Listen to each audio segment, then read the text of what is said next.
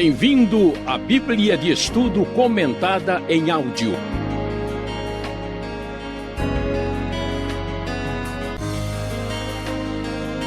Estudo 120, baseado em 1 aos Coríntios, capítulo 10.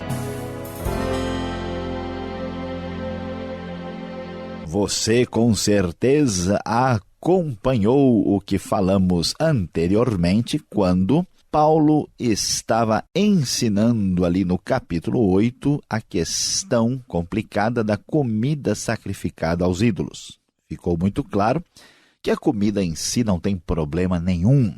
Na verdade, a preocupação de Paulo era com os chamados fracos na fé.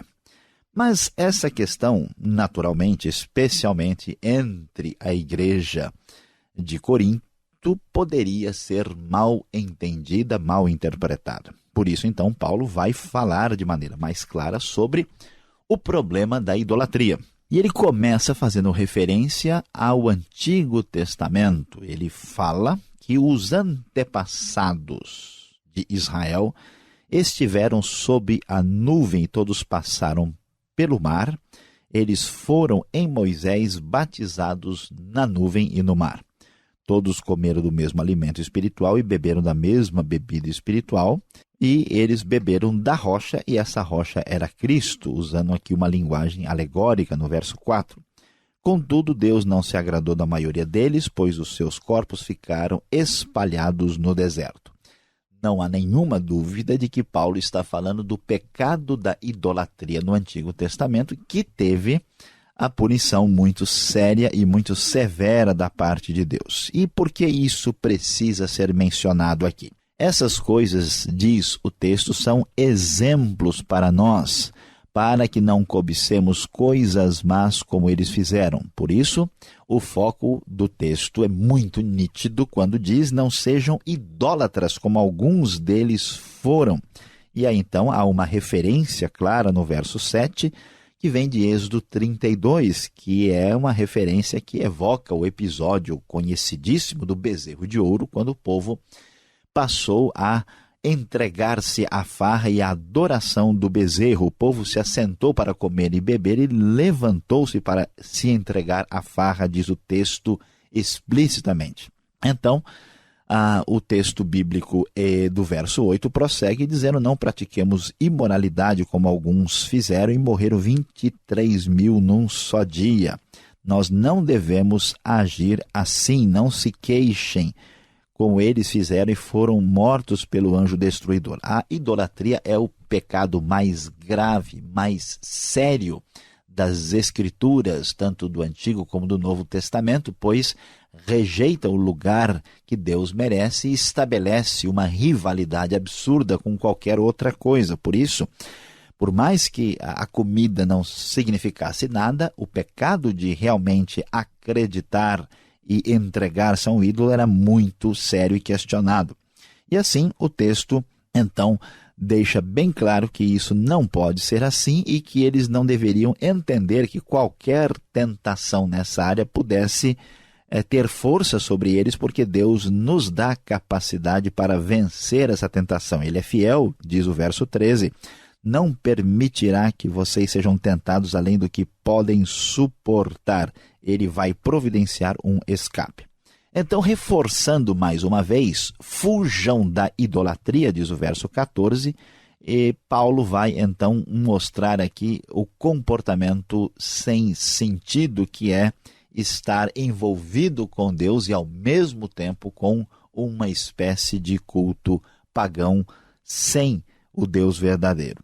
Não é verdade, diz o verso 16, que o cálice da bênção que abençoamos é uma participação no sangue de Cristo, que o pão que partimos é uma participação no corpo de Cristo? Como há somente um pão, nós que somos muitos somos um só corpo, pois todos participamos em um único pão. Considerem o povo de Israel: os que comem dos sacrifícios não participam do altar. Portanto, o que estou querendo dizer? Será que o sacrifício a um ídolo é alguma coisa? O ídolo é alguma coisa? Não. Quero dizer que o que os pagãos sacrificam é oferecido aos demônios e não a Deus. E não quero que vocês tenham comunhão com os demônios. Qual é o grande problema? Como é que a pessoa participava da mesa do Senhor, participava da ceia do Senhor, envolvido aí com o corpo de Cristo de uma maneira direta e, ao mesmo tempo, participava de um cerimonial dedicado aos ídolos. E Paulo já mencionou isso, dizendo, olha, é verdade que o ídolo não é nada, o ídolo não existe, aquela divindade foi inventada, mas por trás desta divindade falsa há demônios, e por isso tomem muito cuidado. Vocês, diz o verso 21, não podem beber do cálice do Senhor e do cálice dos demônios, não podem participar da mesa do Senhor e da mesa dos demônios. Será que nós vamos provocar ciúme da parte de Deus? Somos mais fortes do que ele? Pergunta o apóstolo Paulo, deixando bem claro que esse tipo de associação é indevida. O problema da idolatria dos coríntios é um problema real e que, de certa forma, atinge muitas pessoas hoje também. Quantas pessoas querem estar divididas? De um lado, tem o seu coração interessado em Deus e no Evangelho de Cristo, mas também se envolvem diretamente com aquilo que se opõe completamente a Cristo. Querem dividir o coração entre Deus e o demônio. Querem muitas vezes praticar aquilo que vai contra a orientação clara das Escrituras. Portanto, esse tipo de associação é indevida. Se alguém na sua vida se envolveu com cultos que nada têm a ver com a mensagem do Evangelho, esse relacionamento tem que ser rompido, quebrado. Não é possível participar da mesa do Senhor e da mesa dos demônios. Pois é, mas pensando sobre essa questão, alguém pode talvez ir além da realidade e até começar a ver demônio muito além daquilo que é razoável. O demônio está não só na mesa, mas debaixo da mesa, do lado da mesa, em toda parte, e a coisa vai ficar muito fora de lugar e complicada. Por isso, Paulo vai mostrar aqui uma posição mais objetiva e definida sobre como agir com liberdade e com consciência diante dessas circunstâncias um pouco complicadas. O texto vai dizer: tudo é permitido, mas nem tudo convém. Tudo é permitido, mas nem tudo edifica. Ninguém deve buscar o seu próprio bem, mas sim o dos outros. O critério aqui é um critério claro. Eu não devo pensar simplesmente se eu devo fazer isso ou fazer aquilo, se é proibido ou se eu posso, se eu não posso. Essa é uma maneira muito pobre, muito limitada de raciocinar. A maneira correta é: será que o que eu estou fazendo está produzindo benefício real para os outros e para mim mesmo e para o reino de Deus? Será que isso edifica? Esta é a maneira de pensar. Então, por um lado, nós não podemos nos associar com a mesa dos demônios, nos envolvendo com qualquer coisa que tenha conotação de fato idólatra. Mas, por outro lado, ninguém vai ficar aí maluco por uma espécie de fanatismo ou de um exagero, de um misticismo que deixa a pessoa até fora do seu equilíbrio emocional. Por isso, Paulo diz: comam de tudo o que se vende no mercado, sem fazer perguntas por causa da consciência, pois do Senhor é a terra e tudo o que nela existe.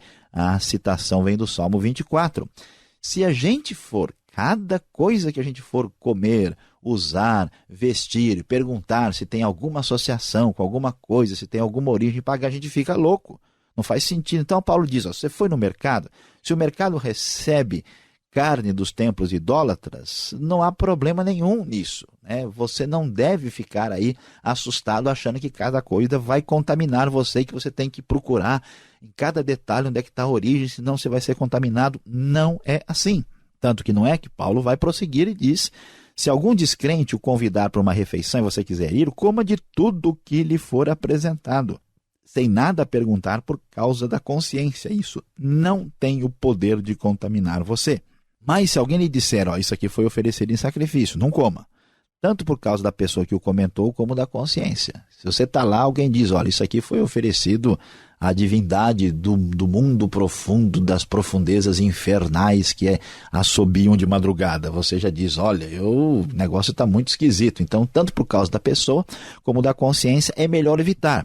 Na verdade, a consciência aqui é a do outro, diz claramente o verso 29, não da sua, pois por que minha liberdade deve ser julgada pela consciência dos outros? Eu tenho certeza que não há problema, mas eu não quero prejudicar os mais fracos. Se participo da refeição com ação de graças, porque sou condenado por algo pelo qual dou graças a Deus. É interessante que muita gente acha, né, que qualquer coisa tem o poder de contaminar. A Bíblia nos ensina que tudo é santificado pela oração, pela ação de graças. Se eu vou comer qualquer coisa, ao orar e consagrar aquilo a Deus, toda coisa negativa, perversa e mal feita está destruída, aniquilada pelo poder que há no nome de Jesus. Ninguém deve ficar perturbado com esse tipo de coisa. Portanto, qual é o critério, qual é o padrão? Assim, quer vocês comam, bebam ou façam qualquer outra coisa, façam tudo para a glória de Deus. Não se tornem motivo de tropeço para ninguém, nem judeu, nem grego, nem para a igreja de Deus. E também eu procuro agradar a todos, Paulo prossegue no verso 33, de todas as formas, porque não estou procurando o meu próprio bem, mas o bem de muitos para que sejam salvos. E ele termina fechando no comecinho do capítulo 11, dizendo que nós devemos ser seus imitadores. Claro que aqui é muito nítido qual é o contexto, como ele é imitador de Cristo. Portanto, meu querido ouvinte, vamos entender aqui o problema da idolatria dos coríntios. Nós não devemos nos associar a nada que esteja explicitamente ligado a algum tipo de idolatria que tenta absurdamente concorrer com Deus verdadeiro. Mas nesta mesma atitude de dedicação a Deus, devemos procurar o benefício dos outros, o benefício da igreja, respeitando a consciência fraca daqueles que de alguma forma podem se escandalizar, mas entendendo que qualquer uma dessas coisas, mesmo que na sua origem tenham sido contaminadas pelo mal, elas não nos podem atingir. É importante prestar atenção e fugir de toda idolatria, mas sempre agindo com bom senso e muita sabedoria.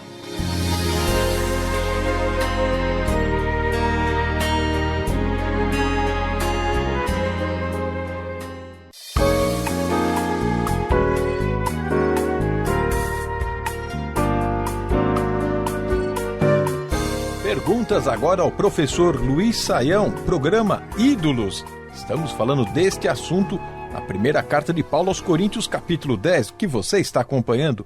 Professor Luiz Saião, por que Paulo estava assim tão preocupado com a idolatria? O que estava acontecendo naquele momento? Pastor Alberto, a idolatria na região dos coríntios era um caso muito sério. Vamos lembrar que nós estamos falando de cultura grega.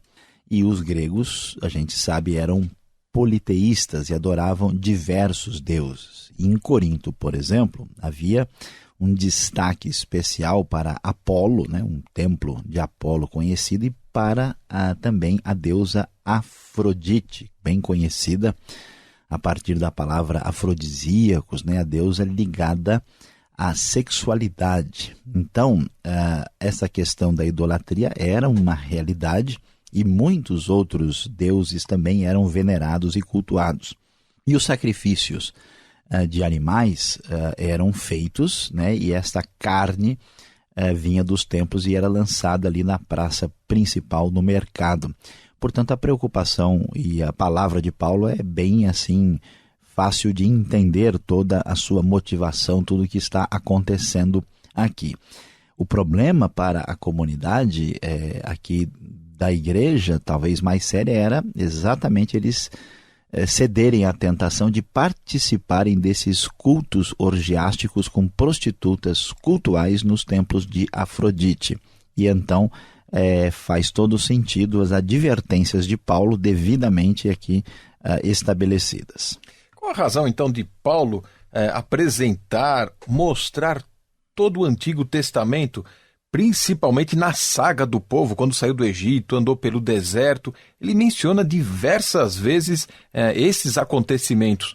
Qual a intenção dele? Olha, pastor Alberto, existe uma ideia bem clara na Bíblia de que a igreja é o povo de Deus.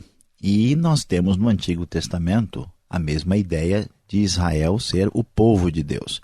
Alguns teólogos, dependendo da sua linha, entendem que há uma continuidade, né, do povo de Deus da velha aliança para a nova aliança. Outros acham que há um paralelo simplesmente porque os dois são povo de Deus, mas devem ser mantidos distintamente. Mas a questão é que Paulo quer apelar para a seriedade da idolatria. Eles sabem que Jesus é o Messias que foi prometido pelos antigos profetas.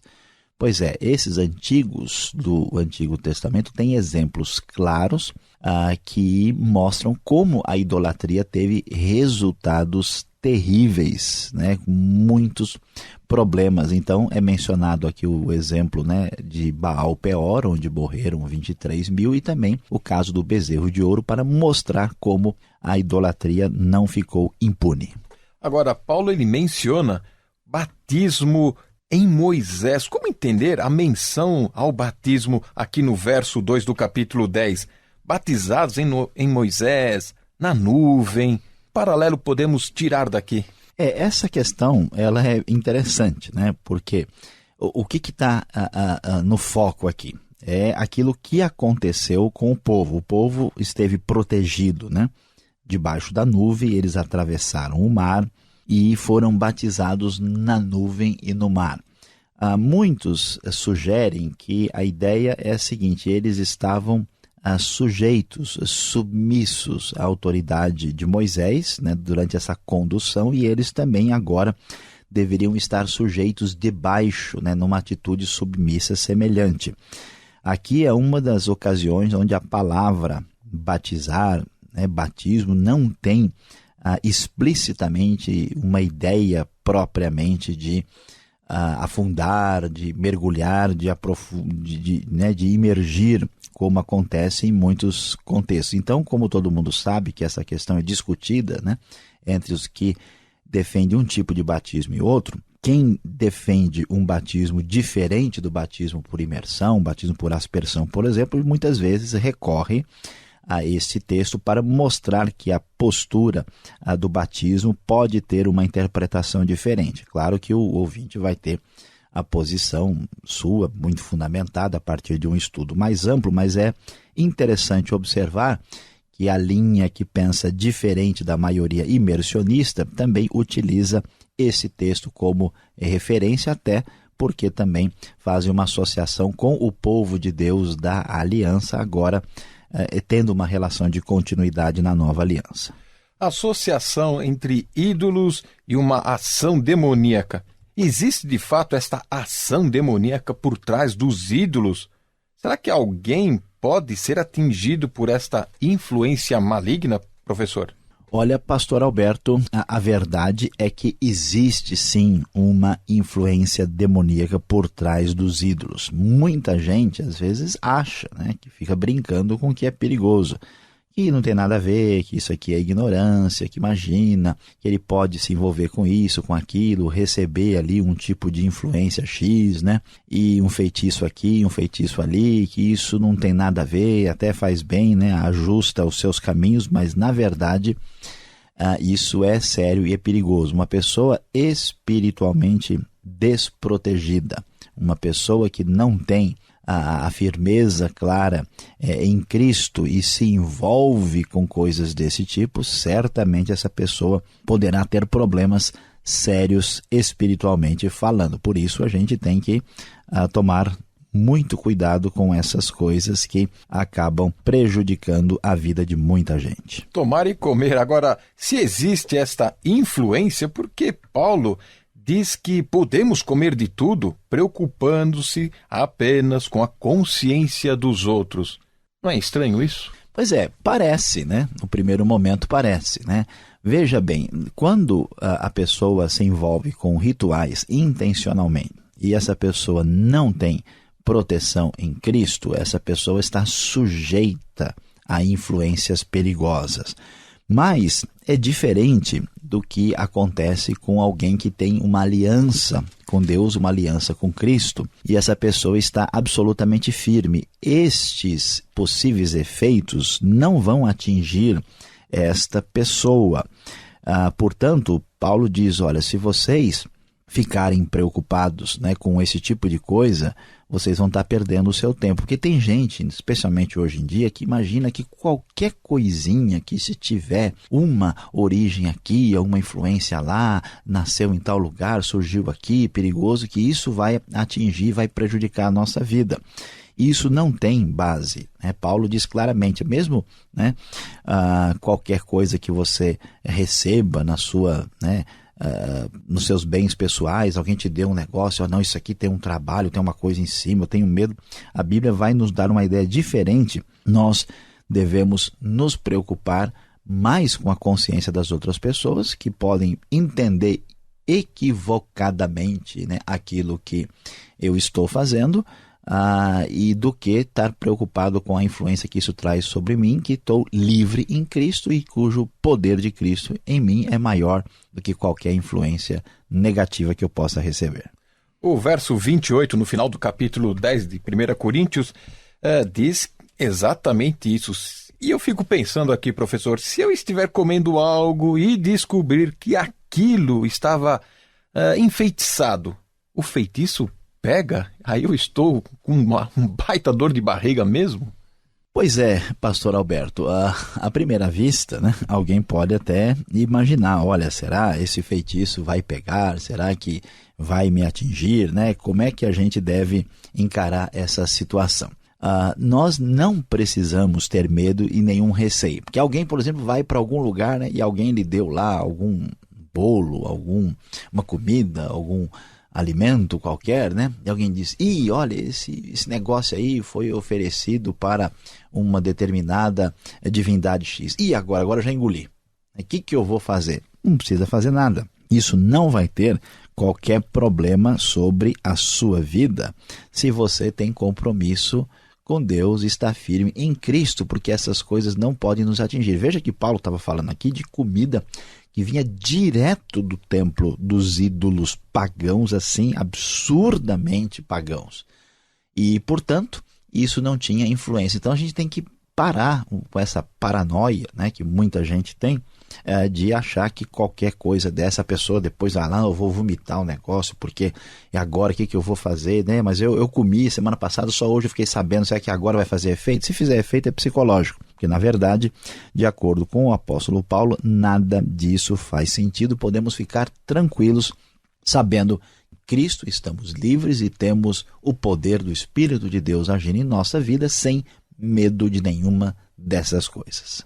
Bom, professor, depois de falarmos tanto de comida, deu até fome, mas antes, você que está nos acompanhando, veja a aplicação desse estudo.